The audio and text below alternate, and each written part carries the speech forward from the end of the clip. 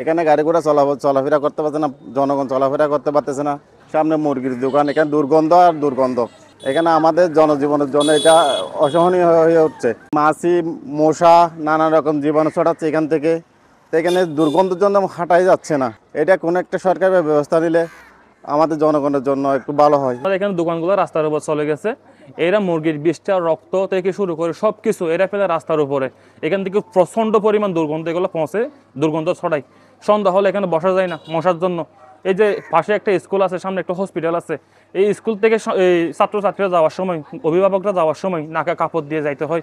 এই যে রাস্তার উপর দোকান চলে যাওয়ার কারণে কিছুদিন আগে একটা এখানে স্টুডেন্ট আপনার অ্যাক্সিডেন্ট হয়েছে। এখানে বসে থাকার কোনো আপনার পরিস্থিতি থাকে না। এই যে এখন গন্ধ উঠতেছে, সবসময় নাকে মাস্ক দিয়ে, মুখে মাস্ক দিয়ে এখানে ব্যবসা বাণিজ্য করতে হচ্ছে। প্রতিদিন মাছের যে ড্রাম রাস্তার উপর রাখা হয়, এর ফলে স্কুলগামী কোমলমতি শিক্ষার্থীদের যাতায়াতে দুর্ভোগ পোহাতে হয়।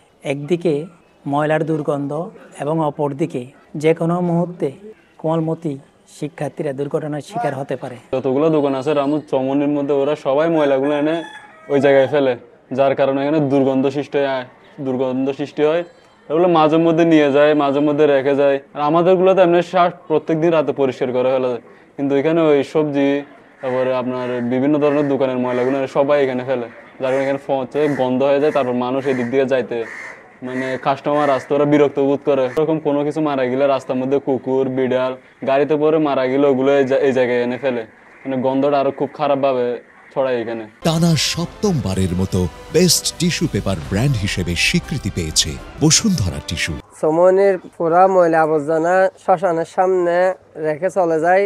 ওখান থেকে দুর্গন্ধ ছড়িয়ে এখানে বসতে পারতেছি না। কাস্টমার আসার সময় নাকে হাত দিয়ে আসে আর চলে যায়। আর দোকানে সারাক্ষণ বসতে পারি না, পেট ব্যথা করে।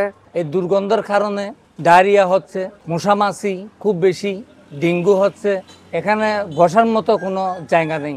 আর বাইরের লোকজন আসলে এরা রাস্তার উপরেও বমি করে দেয়। ওইদিকে সব দোকানদার আর ওই যে সমনি সব দোকানদার আর আশেপাশের দোকানদাররা সবাই এদিকে ময়লাগুলো এনে রাখতেছে। এগুলোর থেকে মানে বৃষ্টি হওয়ার সাথে সাথে দুর্গন্ধ ছড়াচ্ছে। তো এগুলো পরিবেশ দূষণের একটা কারণ হয়ে দাঁড়াচ্ছে। এখানে সামনে একটা স্কুল আছে, কুড়ার সবার ইসের পয়দন সব আনগে হেনে ফেলায়, ময়লা কাঁচরা যত আছে সব আনগে আমাকে মুন্তি ফেলায়।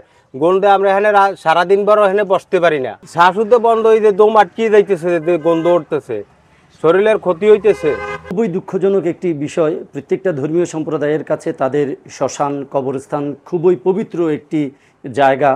অথচ আমাদের এই চৌমুহনী শ্মশানের গেটের সামনে সময় এই ময়লা আবর্জনার স্তূপ থাকে। তো এই ক্ষেত্রে আমাদের খুব দুঃখ পেতে হয়। হঠাৎ করে কেউ একজন যদি মারা যায়, তাকে নিয়ে আমরা শ্মশানে প্রবেশ করতে পারি না। ওখানে দুর্গন্ধ থাকে, আমরা ওখানে ধর্মীয় কাজগুলো করতে পারি না শ্মশানের ভিতরে। বাইরে থেকে ময়লা আবর্জনার যে দুর্গন্ধ সেখানে যায় এবং পচা পানিগুলো শ্মশানের মধ্যে ঢুকে পড়ে। আমরা আসলে এটা নিয়ে খুব সমস্যার মধ্যে আছি। উপজেলা প্রশাসনের প্রতি বিনীত অনুরোধ জানাচ্ছি, আবেদন জানাচ্ছি, তারা যেন অতি শীঘ্রই একটা কার্যকর পদক্ষেপ গ্রহণ করে। আমি চাই রামু চৌমনিকে পরিষ্কার পরিচ্ছন্ন রাখার জন্য। গত কিছুদিন আগেও শ্মশানের সামনে আমি কৃষ্ণচূড়া গাছ বৃক্ষরোপণ করেছি এবং পরিষ্কার পরিচ্ছন্ন করেছি। প্রতি সপ্তাহে আমরা পরিষ্কার পরিচ্ছন্ন করতেছি এবং ফুটপাতের যতগুলি দোকান আছে ওই দোকানগুলি আমি প্রশাসনের কাছে দৃষ্টি আকর্ষণ করতেছি। ওই দোকানগুলি উচ্ছেদ করলে মানুষ যাতায়াতটা সুন্দরভাবে করতে পারবে। আমরা ইতিমধ্যেই উচ্ছেদ অভিযান করা হয়েছে, উচ্ছেদ অভিযান আমরা আবারও করব।